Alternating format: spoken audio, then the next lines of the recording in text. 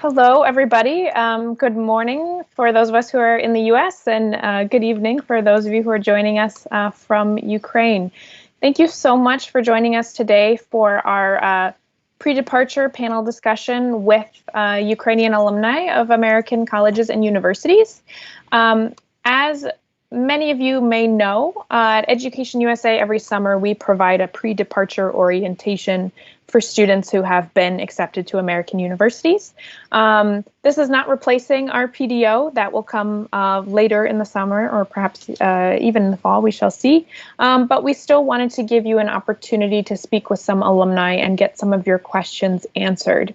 So we have 4 wonderful alumni who are joining us today from different levels: bachelor's, master's programs, exchange programs. So no matter what your status is or what level you're studying on, we have people here to answer your questions. So the format will be like this. They will each give a brief introduction. I will ask them some questions that are often very popular, and then it will just be an open discussion. So please use the chat function on our YouTube page to submit your questions. We will answer all of them. That's what they're here for.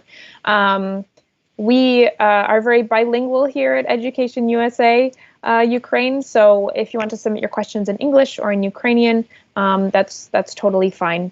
Our panelists will mostly be speaking in English, but maybe some Ukrainian as well. So I think that's everything, and the recording of this will be available on our YouTube channel after this session, so you can come back to it. So I guess without further ado, why don't you guys introduce yourselves, say your name, what and where you studied in the US, and what you're doing now. Let's go. Sasha, Vlad, Natalia, and Christopher. All right. Well, I'm Sasha. Congrats, everyone, for making it this far. Wonderful times lie ahead. But I'm Sasha. I am originally from Kyiv, Ukraine. I just graduated last week from Carleton College. It's a small liberal arts school in Northfield, Minnesota, which is literally in the middle of cornfields in Minnesota. Wonderful place. I graduated with a degree in biology and bachelor's of arts in biology and minor in biochemistry. Right now, I am in Missouri. Chilling with my host mom from Flex, from the exchange program 6 years ago, and in 2 days I'm going to Boston, and I'm gonna work at Dana-Farber Cancer Institute of Harvard University for the next 2 years, working on cancer research, some immunotherapy stuff. Yeah, cool stuff. And then after, I'm hoping to do an MD PhD degree. Okay. Hello to everyone. Actually, my name is Vlad. I am originally from south of Ukraine, a small town actually called Mykolaiv, but now I'm in Kyiv. I was studying in the US as a global U-Grad participant. I know that actually some of you are, global U-Grad participants actually from this year are joining us today, and again, my warmest congratulations. I think it is actually one of the best programs to explore, especially the United States for the first time. And I think we'll actually discuss our experiences just a bit later. But I think studying in the US is really important for young people, and especially to share kind of your experience after you completed your studying, as actually I'm doing right now. Wonderful. Natalia? Hi, everyone. My name is Natalia. I'm originally from Cherkasy, Ukraine. Currently, I live in Athens, Ohio, doing my PhD in instructional technology and my 3rd master's in research and evaluation. I have already successfully my master's in applied linguistics here at OU, and I don't know what else. I was a finalist of the opportunity program. That's how I guess I ended up here. And yeah, so far so good. I hope to share some tips and my experiences with you, and hope that will be helpful. My third master's in research and. Hello everyone, I'm Chris, originally from Kiev.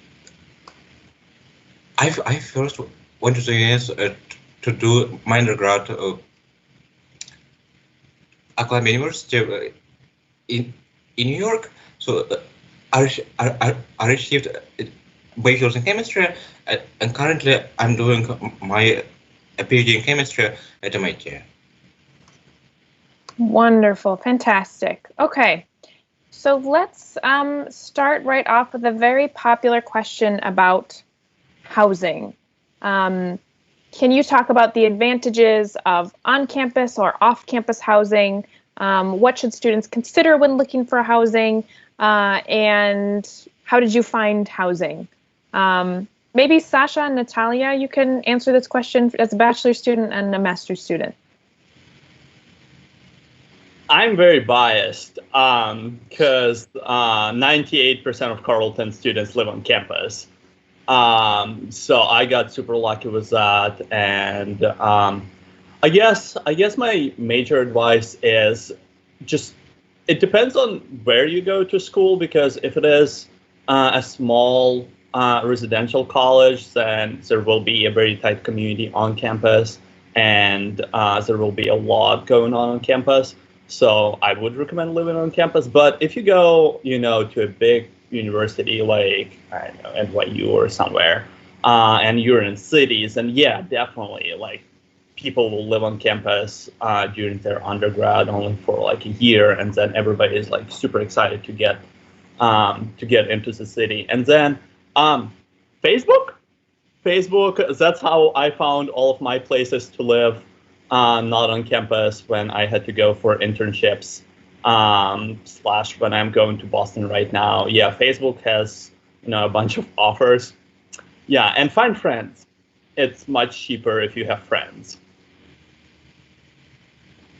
Yeah, I agree with what Sasha says, and I have, since I'm a master's student and a PhD, and I've never lived on campus. From my experience, I know it's a little bit more expensive to live on campus, but then a lot of universities have if you are a junior and like sophomore year, you have to live on campus. They don't really give you another option. So it basically depends on your status at the university. But I think it is definitely cheaper to live off campus, and the ways to find the housing, like Sasha has said, there are groups on book for like your university. For instance, we have Ohio University sublets and renting, whatever, and students look for roommates on it, and you can just kind of join someone, but make sure you don't maybe send them money up front. Be kind of cautious about that, because you don't really know those people. Also, you never can really know if it's a legit person. But the first time, our first house here in Athens, we signed a lease actually online, and we kind of risked it all and paid them through PayPal. But it turned out well. We lived in that place for a year. We just didn't want to come to the US and not have a place to stay. So me and the other girl who was coming to the same university, we signed a lease. We found this place through one of the rental agencies. You can just look up rental agencies for your university. Also, there are reviews online, so you may know if it's a real one or a fake one. But for the grad students, I think it is better to live off campus, but that's just my experience. I don't really, at OU, we don't even allow grad students to live on campus, but I have a friend who goes to his PhD in Hawaii, and he's going to live actually in a grad dorm there. So I think it all depends on the type of university you're going to and kind of what they want you to do there or not. But I think off campus is cheaper. Mm-hmm. Did the university, if you want to live off campus, does the university provide any resources for finding off-campus housing? I think they usually post some links to the common rental agencies in the city or in your town, and you can look it up. And they also, I know at OU, they kind of like it's not Craigslist, but the same purpose of it. Like you can type in like, I'm looking for a roommate, is anyone interested?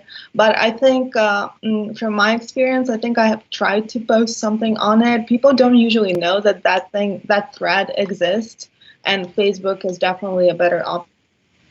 Because more students on Facebook, they feel more comfortable using it, and like they already can tell, like you can look at someone's profile, see if it's a legit person or just like a scam, if you're good at that, but I don't know. But yeah, you can also ask, sometimes I think if your advisor is nice enough, they could send you a list of students who got accepted the same year as you are, and maybe you can like pair up with them and look for a place to stay. But that all depends on kind of like if you feel comfortable asking them for that sort of information, or whether they feel comfortable sharing that kind of information with you. But you could just like even look on Facebook, like for instance, I don't know, Department of Linguistics 2020 or whatever, and see who's already there, and maybe even some people who are in your master's program and just finishing up their first year, they may be looking for roommates, so they would like take you in and let you stay with them or something. Right. Vlad or Chris, did you want to add anything about housing? Actually, my strong advice is like, actually not to be afraid of the place where you're gonna live. I hope this will not gonna happen, but sometimes, I mean, people may be difficult, people may be different from your like understanding, from your, I mean, sometimes people actually may organize parties that you don't want to be part of and something like that. But it's completely okay, for example, to ask your advisor if you want to really actually switch your dorm. Actually, that was exactly what I did. And I think we have done it like in like 1 or 2 days. I mean, I didn't realize that it is so easy. I mean, because like, for example, my roommates in the first dorm, they were really like so noisy, organizing parties, inviting like over 15 people and something like that. And then like my second dorm was actually I mean, nearly all the dorms are the same. I mean, on campus, and it's just like kind of the matter of I don't know, basically of your luck, actually which dorm is yours right now, and probably the other dorm that may be better for you is going to be empty like in a couple of weeks. So just actually don't hesitate to ask your advisor about something like that, and like actually pay attention to I mean, what people are saying, what people are doing that are kind of living close to you. Yeah, Sasha or Chris, maybe you can say a few words about, can you select how many roommates you live with if you're living in a dorm? How can you get used to living with a stranger? Do you have any advice? Well, I have lived during my undergrad. I have lived all my 4 years in the on-campus housing. So at least at Columbia, they had a lottery system where all undergrads were allocated random numbers, and in the random order we could choose from available rooms. So we could basically choose whether to live alone or in a double or in a suite. So the point was, if you wanted to live in a single, you could. If you wanted to live with a roommate or roommates, you also could do that. So, sometimes it's like it might be up to your choice. Sometimes you might be forced to live with someone. So I would recommend if you know you will have to live with a roommate, find someone before the reflection, so that you live with someone you know. Mm-hmm. And as to adjustment, well, you get used to it. Like usually, a vast majority of students at a good universities are very adequate, nice people. So for me, it was a great experience. Mm-hmm. Yeah. And I know that maybe not all universities, but some universities, if they are pairing you with a random person, they even send out questionnaires about your living habits, like when do you go to bed, Yep. you know, study habits, things like that. So they try to find someone that you can match with. Yeah, to that point, sometimes those questionnaires don't work, and you get paired up with somebody who makes your life miserable. Okay. I am not the person who makes the life miserable, but I'm a person who experienced that. But I think a really good advice came from Vlad, and don't hesitate to ask for any advice or help from your university, because they're there for that purpose. Mm-hmm. They are, I mean, I'm sure they at least will like point you into the right direction, never will judge or anything. And yeah, don't be afraid to change something. If you don't like it, you know, at least ask. It never hurts to ask. But yeah, my freshman year, I got, we have the same lottery system as I assume Columbia does. But first year you get assigned roommates, and I lived in a triple, in a dorms that had paper thin walls. And it was good time, and I did not speak to one of my roommates for like 3 months, and I'm not kidding. But yeah, after you can pick your roommates, and it's based on the lottery system, so you know you realize who your friends are when they get better numbers and decide to live with somebody else. But then when you can pick people, like be sure you know who you are gonna live with. That's my main advice, because you might be best friends but won't get away with being roommates. Like I've seen a lot of friendships end because of, you know, people think they're good friends and then their living habits, you know, don't work out, which is totally fine, right? Like you can live next door and still be great friends. It's just be cautious about who you pick to be roommates with, because it does affect your overall college experience like a lot. Yeah, good advice. All right, let's move on to talking about professors. Can you, whoever wants, say a few words about how are professors' teaching styles different from those in Ukraine? What are student-professor relationships like, and just any general advice for communicating with professors? Vlad, go ahead. Yeah, I would say it is totally actually up to a professor. It is totally different than we actually used to kind of deal with kind of Ukrainian professors. But I remember actually the advice that people gave us kind of during the orientation actually last year. Just call your professor or teacher by that manner that they ask to do that. Like, don't like try to kind of create some names. I remember, for example, my friend from Nicaragua. He used to call our teacher that we called just by her first name. He actually called her Miss. I was like, Francisco, why are you calling her Miss? Because I mean, it's like kind of strange for me. But I mean, it is totally fine. Actually, if a professor has a PhD, it is merely like actually showing kind of your politeness to a person. Actually calling, for example, Doctor Shannon, Doctor, like, yeah.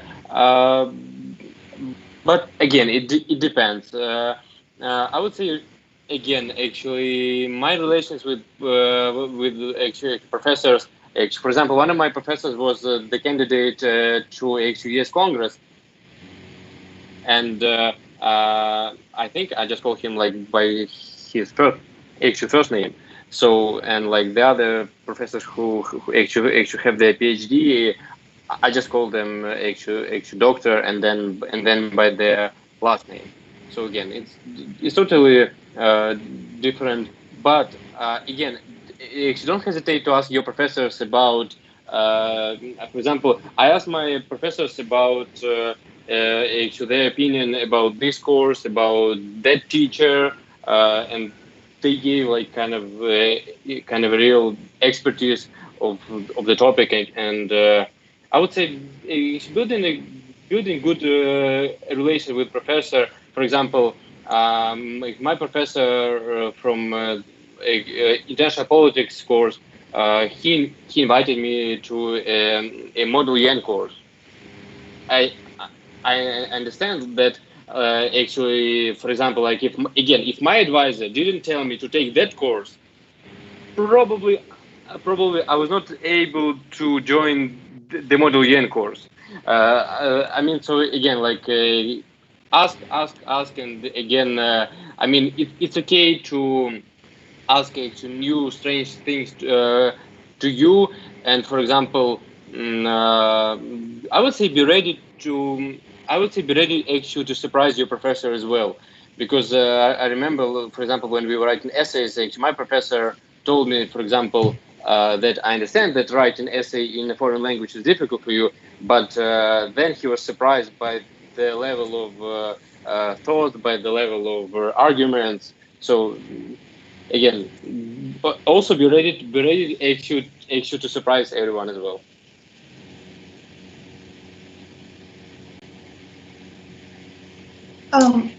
Can I say something? So I guess like I'm coming a little bit from a different perspective since being in grad school, I have to work closer with professors. It's a little bit different than being an undergrad, I think, because I'm teaching an undergrad course myself here.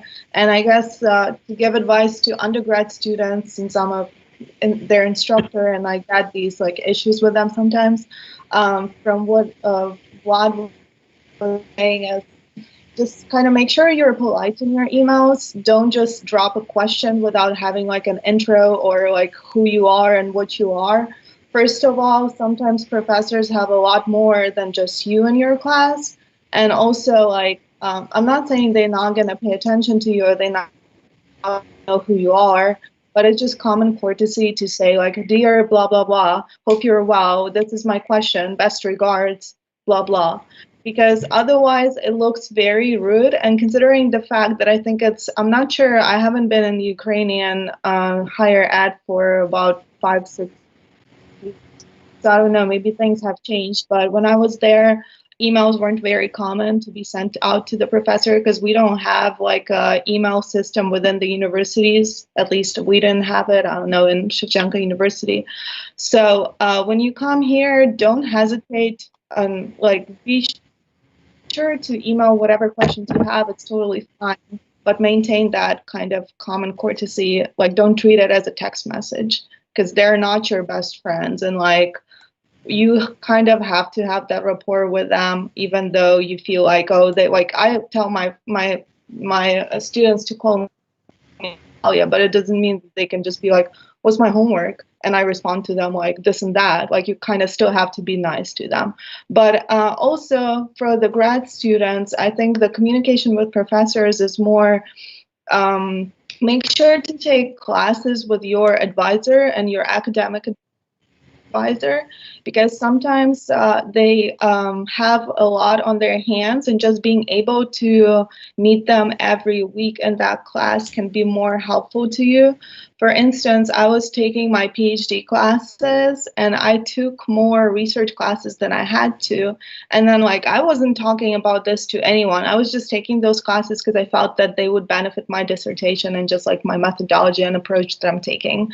And then one time I randomly mentioned that in the class with my advisor, and he was like, by the way, you know, like if you take 2 more classes, you can just get masters in this program. It was just, and I had no idea that was even an option and that my financial aid going to cover that as well, because I just don't know how this all works. And if I wasn't there at that time and I just randomly mentioned this thing that I'm taking so many classes, I would have never known that I can just get a master's out of the classes that I basically already took. But just also, I think it's kind of like not a necessarily a misconception, but you have to be able to read your audience. It doesn't mean that all professors in the US going to be your best friends and going to like let you come late into class and eat your snacks non-stop and be on your phone. Like you get a syllabus, and whenever your professor goes over the syllabus, they always talk about the points that kind of like hurt their heart the most in their class. So if they don't tell you if they tell you not to be late, it doesn't mean that, oh, I was in Starbucks getting coffee and talking to my friend and here I am. They're not going to be happy. And like a lot of professors, it says in the syllabus that if you are tardy this many times, you get points deducted. And also, it's not only about points. The attitude of the professor towards you changes as well, and that's going to impact you in the long run. So just like don't try people even though they seem nice to you. Like there's no reason to become, oh, I'm in America, I can do whatever I want to. That just doesn't work like that.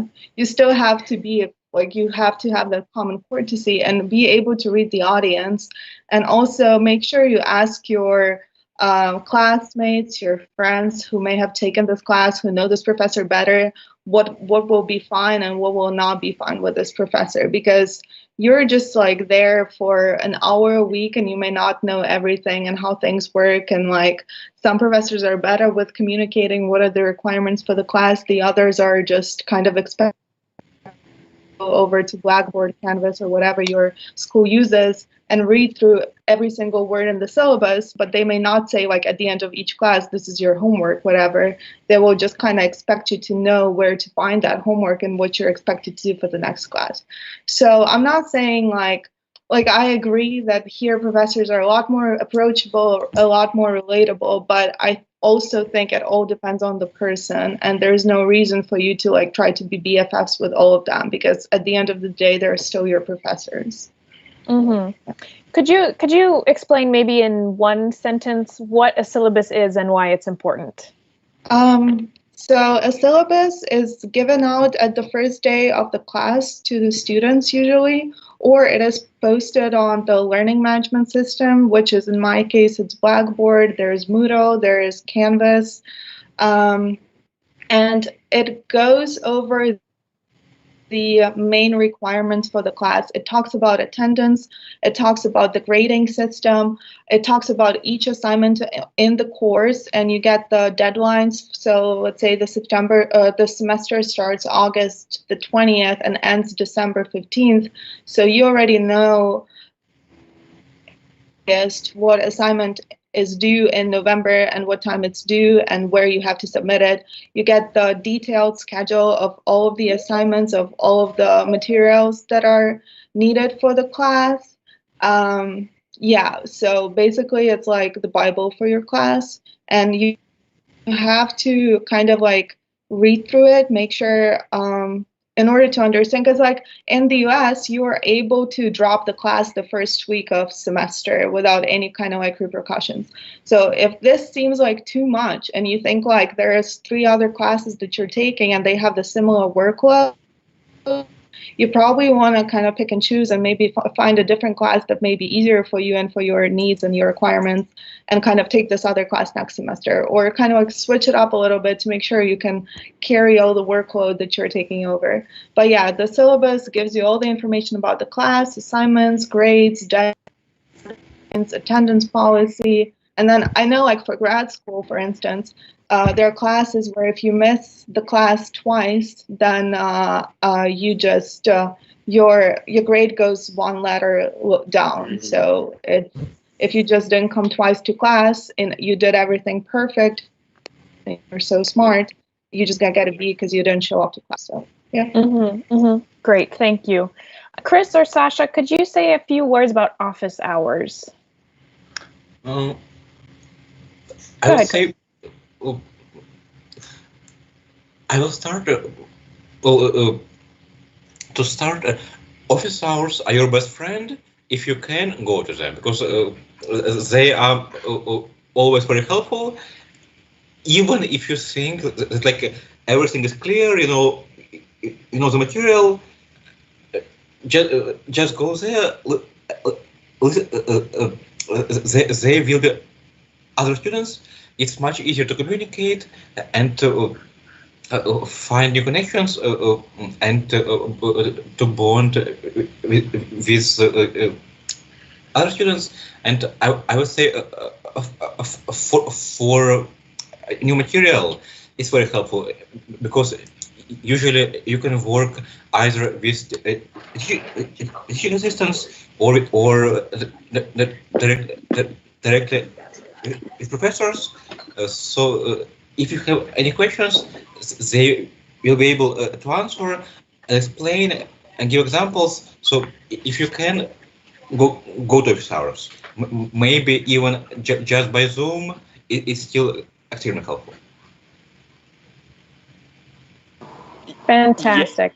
Yeah, Sasha, that's yeah. Office hours are your really best friend because rec letters from professors are important, and office hours are perfect time to build the relationship with professors beyond academics, because everybody does academics, right? That's not surprising in your rec letter, but at least in my undergrad, but Carleton is super small. It might be different for a larger school.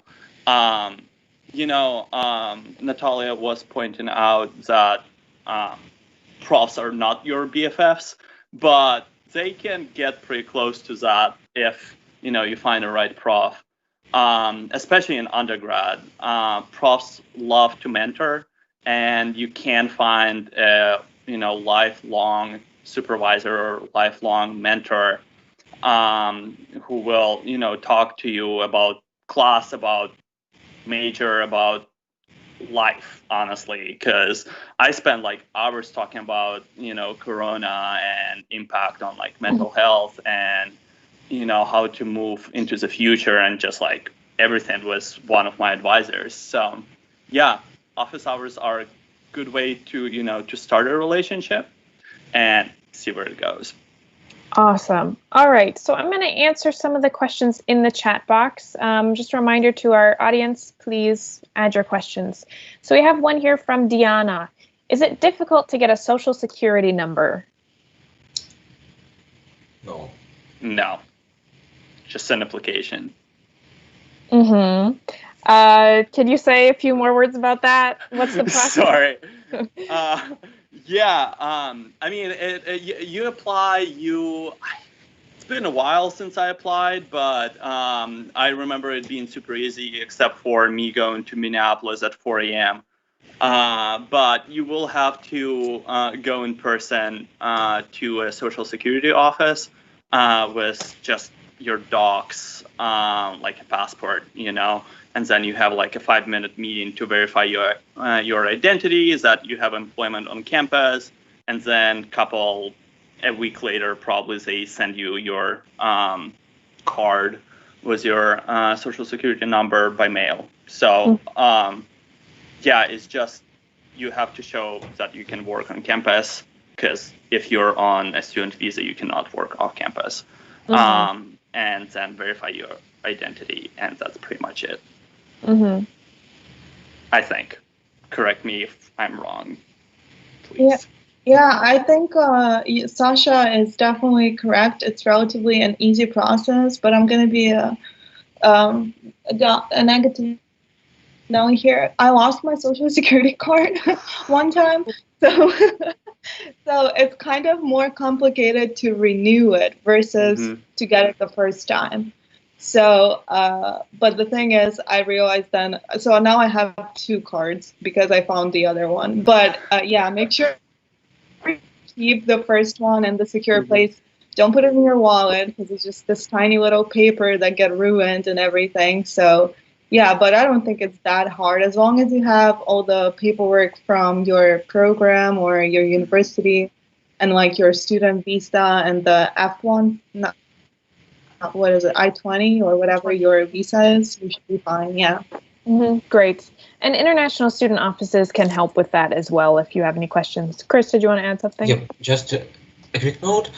International students are sometimes offered to get ITIN, so it's like an analog of SSN. So I would say don't bother because currently I think very few people get those. So just go for SSN. It should be okay. Great. All right. One other question from Valentina. Vlad, how about you take this one? Which social media did you use in the US? Did you use WhatsApp? You know, I would say yes and no, because like actually my like American friends, they use actually GroupMe a lot, and I still have it, I think, on the phone.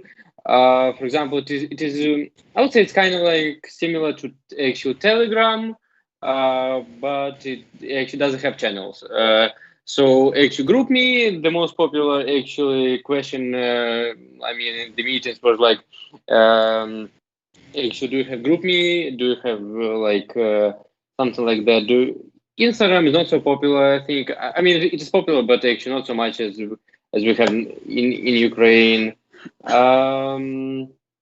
Actually, I would say kind of the same. I mean, as actually we usually use. I mean, Facebook, actually, WhatsApp. I would say they just don't use actually Viber. Snapchat is huge. Actually, Snapchat. Yeah. Oh yeah, Snapchat, true. Yeah, but I mean, it's okay if you don't use it. It's also okay. I mean, but I saw like how my roommates they were using it, like, I don't know. I mean, for example, kind of during the parties they were using the Snapchat. I mean, every 3-5 minutes. So, I mean. Wonderful. Does anyone want to add anything about social media? No, good. Do I don't even know the answer to this question because I've been in Ukraine for so long. Do Americans use Telegram? No. Well, actually, 3 people now they're using Telegram because of me. I know that. It's starting to go up because like half of my contacts joined Telegram because they have channels and a lot of stuff about the Black Lives Matter movement is posted there. So Telegram is gonna go up like very rapidly in the next, you know, for how long it lasts. But yeah, not much. I've had only one friend who has ever heard of it before. Okay, great. All right. Participants, please continue to add your questions to the chat box. I have a question. Oh, Vlad, yeah, go ahead. Yeah, I really just want to add like just a couple of points about office hours and professors. I would say it is also important to choose a course. For example, actually, when you choose a course that starts at 10 a.m. and then office hours for the other course is actually kind of right after the actually that course. And actually, I had like kind of that kind of situations, and it is really important and difficult, especially during the midterms, during the finals. And I would say like at least having an opportunity to visit office hours of your professors. I mean, it is really important. And like professors are actually very welcome to talk about essays, talk about classes, talk about assignments during. But I think, I mean, sometimes you can ask your professors just right after the class, but it's going to be like in a very huge rush or something like that, and it's going to be messy. So just actually, if you have that opportunity, just make sure that you may go to the office hours. If you don't want, actually, that's your choice. As Americans say it, actually, American people say, "This is America. You can do whatever you want." It's a free country, right? Great. Okay. Can you speak a bit about the workload, the amount of work that you had? Was it more than you expected, less than you expected? How did you manage everything? I thought I would cry first term. I'll be honest. I mean, it depends where you go and what system you have. Carleton was on a trimester system, so we covered a semester worth of material. Instead of 16 weeks, we covered it in 10 weeks. And, same amount. And first term, it was rough. I'm not gonna lie. Staying till 3-4 a.m. doing work. It gets better. Trust me. That's the main thing I have. It does get better as you go. First term might be very rough, or it might not be. I don't know. It definitely gets better. That's what I have to say. Great. Anyone else? Vlad, Chris, Natalia? Yeah. I would say I think I wasn't surprised because I realized that there's actually studying hard is really important, and I mean I expected to have just a bit.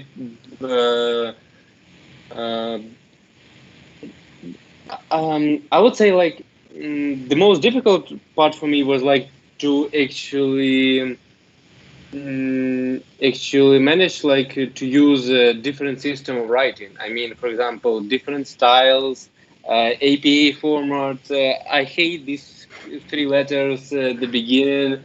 I was no, and then at the end of the first semester, or I don't know, actually during the midterms, I was APA, oh cool, absolutely. And then I would say just for example, if you have time right now, I mean just open Google and actually search for APA or other styles that your university actually may use. Actually, some of your professors may ask to do assignments in APA format.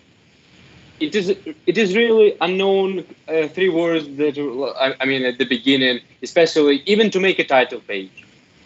Sometimes at the very beginning, but then some professors may use actually they really don't care in which style, just to make it correctly. Okay, but I would say we actually getting this understanding of the formats, the style is really important. Even I would say even more important than the content itself of your essay or of your assignment. Mm-hmm. And how did you get help with all of that? How did you find out about APA and MLA? And actually, it depends. For example, in my university, actually Rice State University in Dayton, Ohio, actually, kind of some of the librarians, they were very welcome to help, and some of your professors as well. And you can also ask your advisor. And also, we have an actual tutoring system at Rice State. So, I mean, if, for example, my first essay, actually nearly all the essays, for example, that I actually wrote there, I mean, at least I actually needed the help at least with this style. So, I mean, if your university has this system of tutoring, that's cool. I mean, tutors will definitely help you. But if not, I think asking your advisor is really important about that. Mm-hmm. And most universities have writing centers that can help with that too. Absolutely. Yeah. Natalia, can you talk about the grading system in America? What is the grading system like, and how do professors give grades? So usually if there's a big assignment, there is a rubric attached to the instructions, and the rubric usually is a couple different factors, like I don't know, the content, the whatever Watt was saying about the APA style and all the format and all the other things, the length. And you can see, like, for instance, if the assignment is worth 20 points, each of those factors gets like points. And depending on how well you do it, it explains like when do you get 5 points, when do you get 3 points, when do you get 0 points for that specific requirement and whether you meet it. Yeah, but the professors, like, some of them are more specific about those requirements. Don't put the rubric there just because they have to, and they don't really refer to it while grading. So if your work is written well and it touches to the points of what was the purpose of this assignment, then it's very likely that you will get a full grade. Like, of course, one of the problems with the students and their assignments, they don't proofread them. They just sit down, type something up, and submit it. And then the professor reads through the assignment and it's like the sentence doesn't make any sense, or it's not finished, or something like that. And that just shows to your professor that you did not put any effort into this work. So you can expect automatically to maybe get a lower grade, but it depends basically on who the professor is and what's this assignment. But just make sure you do proofread your assignments, because someone has to read them and make sense of what you're saying. And if you weren't able to make sense, then probably the other person who's reading it not going to make sense either.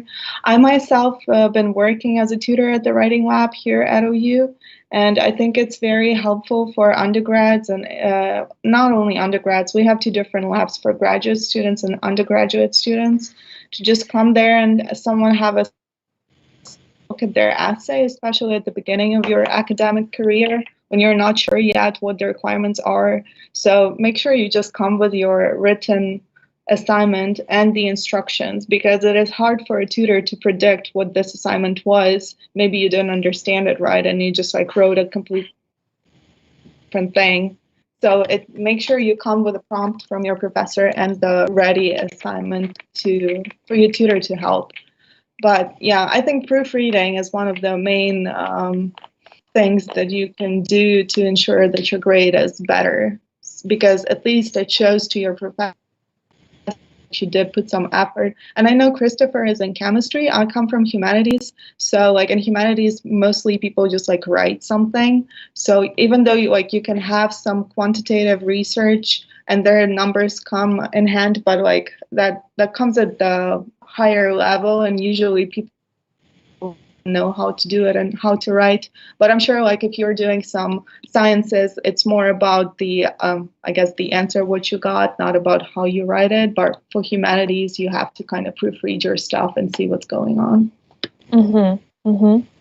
Great. All right. One more question, actually 2 more questions. Chris, maybe you can take this one.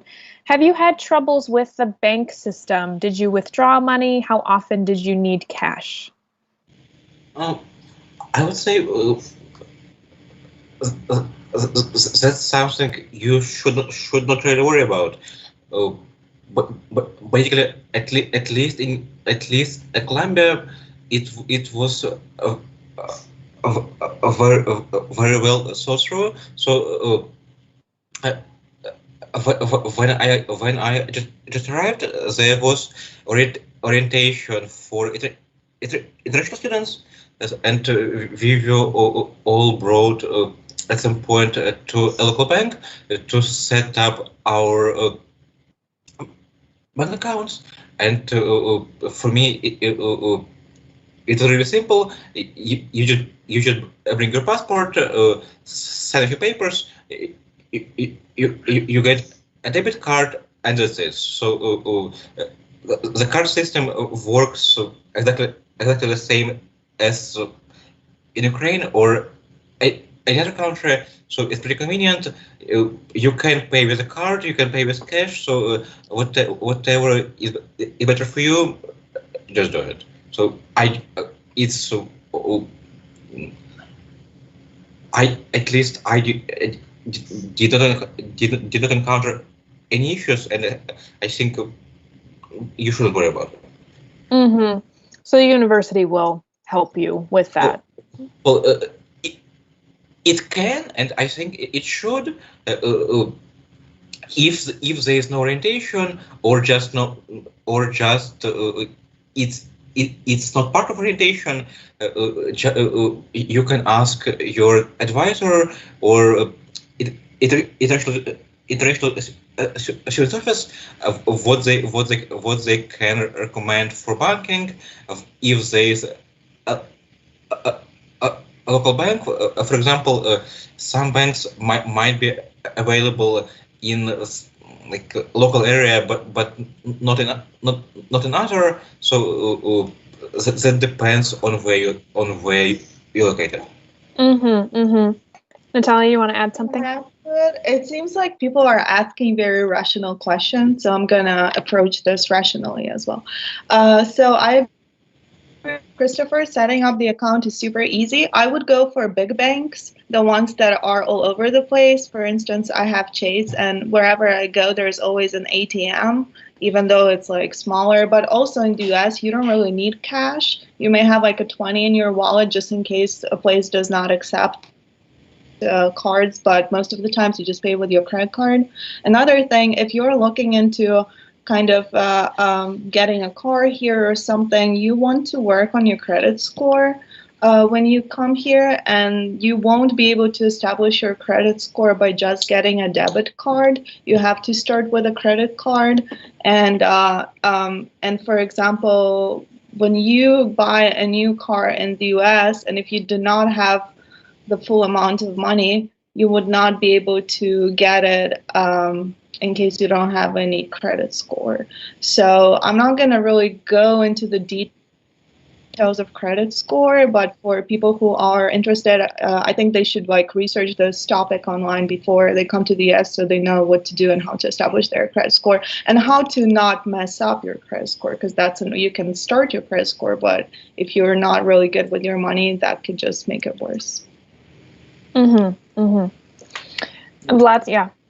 I would say like it depends. For example, if your university kind of has like a good, or at least has actually their own credit union, I would recommend to choose actually that bank, because like if like in that area, basically where you're gonna live. On campus, for example, on campus, and you really don't need so much cash. You don't need actually so much money, even because sometimes if you live on campus and you really want to eat on campus, your American university can actually provide you with the kind of dining dollars. I mean, it depends on the system of meals in general, but I mean, just like. I would say just like actually act depending on the situation. Okay. We got a couple more questions here, so we're just going to answer these quickly because I think they're simple. Natalia, you mentioned you work at your writing lab. Are those kinds of tutors free for students? Yeah, they are free. They are open to the public, and usually it depends on. So here at OU, we have a writing center at the library, and we also have 2 different writing centers that are outside of the library, and those are for international students. So sometimes you can come to these like international student writing centers, which would be more for you, because those tutors are mostly trained to work with international students, and how their writing may be different from the American. And like the library center, at least here at OU, it's targeted mostly at the general audience. So I would recommend going to the ones that are with like these language programs, because tutors there are more trained better to work with people for whom English is not the first language. And yes, they are free. You have to usually set up your appointment online, using your school ID, your school email, your school password, and yeah, and for the lab and when you come in and stuff like that, and like when can you cancel the appointment, but those are free. Great. Next question. Did any of you have obligatory volunteering hours at your university? Did any of you have volunteering requirements? Vlad, you did, but I think that was for your program, right? Yeah, absolutely. I mean, all actual Global Euro participants under J1 visa, they are required, at least previously. I don't know about this year. Actually, I think it was like actually 20 hours of community service, but it's important for Global EU grad participants. It is just actually 20 hours for the whole semester, not for the week, not for the actually not for a month. Like so just actually 20 hours for the whole semester. So. How did you find volunteer opportunities? Again, your advisor is your best friend. She helped us with actually. I don't remember exactly, but I mean, at least she gave us a contact of a person that is in charge of the place where actually homeless people actually gather to get some food, and we were doing like actually serving. For them, we were actually making some dishes, and that's it. Okay. Paulina, just to add to your question, if it's actually a requirement for your university, she asked if students get grades for it. I would assume that would just be either sort of a pass-fail thing, like either you completed it or you didn't. I would say I remember, like in my university, we also have like some courses that are kind of actually political internships. For example, where you can actually work for a political campaign, and you mostly off campus actually during that course. But it is the number of hours that you need to complete. So it's kind of like a course off campus. Great. Question from Maria. Chris and Sasha, if you want to answer this one. What kind of resources do you use more often? Online books and articles or paper books and articles? Online, definitely online. Paper, like here in the US, paper textbooks are very often extremely expensive, and after your class is over, they're basically useless. So I would recommend, if you can find a PDF or some other document online, just use it. Yeah, I remember I didn't know that freshman year and freshman first term, and I got a chemistry textbook for $150, and that's like on a cheaper scale. And I opened it once, and that's it. And I donated it a couple of weeks ago to a charity because nobody wanted it. Yeah, but there are books online. Just you have to find it. Like, I don't think I've paid for a book since my sophomore year, because there are free PDFs. Yeah. And what about for doing research? Like when you have to do your own research, when you're looking for sources, is it mostly online as well? Yeah. Natalia, did you want to? Yeah. Can I add, please? So for grad students, and I know not only for grad, but you can get all the books you need free from the library. Even though your library may not have that book, you can order it from somewhere else in the US. Like most of the libraries have these partnerships. So I got my textbooks because I like to read paper better, but I would still get them for free, but I would use them for the semester and return to the library. And like, I agree the textbooks are expensive, but I think if you can get it for free from the library by ordering it from some other university, you should do that. And as a student, for your research, you do have access to the library sources. So all of the articles, whenever we look them up on Google, it may say that it costs like $40 to read the whole article or $50 or whatever. It is very, I don't know, if it's like a good article, you can also, your library may have access to it for free. So you have to log in with your university account and you can read it. And also as a grad student, if your library does not have access to that and you really want to read this article, there's always a subject librarian, and you can email them and tell them, this is my research and I really need this article. Can you buy this for me? And university will buy this article for you and you can read it then for free through your library. Mm-hmm. Fantastic. Okay, let's take one more question, and then just to respect everyone's time, we'll conclude everything here. Do you usually take notes during the lecture on a laptop or paper and notebook?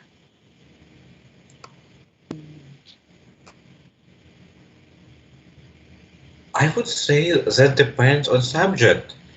At least in chemistry, it's much easier to use paper and pen, or some people use iPad and Apple Pen. But like for subjects like computer science, it's much easier to use laptop. Mm-hmm. Vlad, did you want to add something? I would say, again, it depends on the professor, but sometimes actually professors told that, for example, you're not actually kind of required to use your electronics, but if you're taking notes, that's perfectly fine. I mean, actually, it actually doesn't matter for them. I mean, are you taking notes like on the laptop or in paper?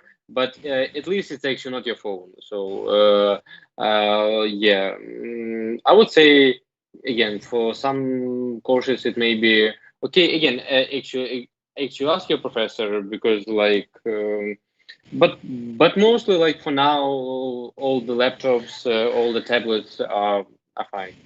Mm-hmm. Great. All right. Wonderful. So just to conclude, I want to ask each of you, what one thing do you wish you had known before you started studying at an American university or college? What do you wish someone had told you in a panel discussion before you started? That Corona is gonna happen. Yeah, if for real, I have two quick things. One quick thing and one is the actual answer. Don't hesitate to ask for help. When I came, it's Ukrainian mentality is that you gotta get through everything alone. No, you don't. There are people available to help you whose job is literally to help people, and it will make your life easier. It will be so much better on your mental health.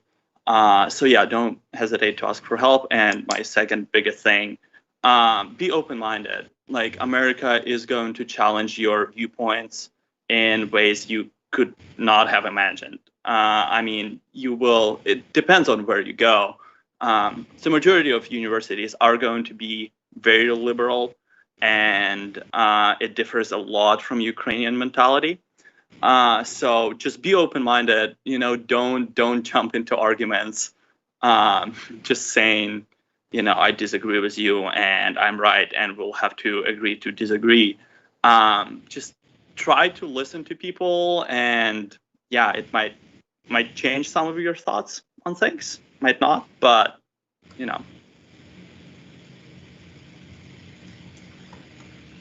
I would say remember that at colleges in the US, usually academic program is much more flexible than what I was used to in Ukraine. So, for example, if you study chemistry or math or computer science, don't forget to take classes that are outside of your field. It's usually extremely useful and might be very helpful later in life when you apply to grad school or for jobs. So don't over focus on on your major. Awesome. Vlad, Natalia? Yeah, okay. I would say actually don't be shy and really don't hesitate to ask, as actually Sasha has already mentioned. But I would say also, like, don't be afraid to express your opinion and don't think that your argument is wrong, because I would say nearly all kind of like Americans and professors and students, I would say they really kind of respect differences actually between people, and they truly respect and they will pay attention to your opinion, to your argument, and actually don't think that you're different and you may be wrong, and don't waste your time. I guess my advice is just try to make one step at a time, especially if you're here only for a year or a semester program. It may be very overwhelming to like get to a new place, a new country, if you've never been here before, and find a house, find new friends, have new school, find a campus job. Sounds like a lot, I think, to everyone, and we often don't give ourselves enough credit of how much we're capable of, and it seems like you're a failure because you have so many things to do, and all of those things are pretty huge, and there are some little things you have to do meanwhile at the same time. I think taking one step at a time is the best that we can do, and just don't get overwhelmed with things. Sometimes you may think that it's such a big deal, an issue, but it may be resolved even without your participation in it. Just make sure you do whatever is the best for you at this moment. It needs to be done immediately, versus don't look up like, oh, what am I going to do in a year? What's going to happen when this class ends? Just try to live in the moment and enjoy everything. And I know we focused a lot on studying today, but I think a big part of this whole experience is not only classes and campus and stuff. Make sure you travel, go out there, like find new friends, make new connections, because that's, in the long run, that's what you're probably going to remember the most, not the class. Maybe the class, I don't know. But I think friends are important, and having good time is important too. So just try to be in the moment, be present, and be there for yourself. Wonderful. What a wonderful ending. Thank you so much for joining us. Like I mentioned, for those of you who are watching, we will have an extended pre-departure orientation at some point where we will cover a lot of these topics more in depth. But thank you so much, Natalia, Vlad, Chris, Sasha, for taking the time. I know there's nothing more useful to future Ukrainian students in the US than hearing from people who are really wonderful success stories. So thank you for taking the time. If any of you have further questions for Natalia, Vlad, Chris, or Sasha, get in touch with EduSA Ukraine, and we will connect you to them if you are open. So thank you all so much for joining us. Stay safe, enjoy the rest of your day, and thank you, everybody. Thank you. Bye-bye. Thanks. Thank you.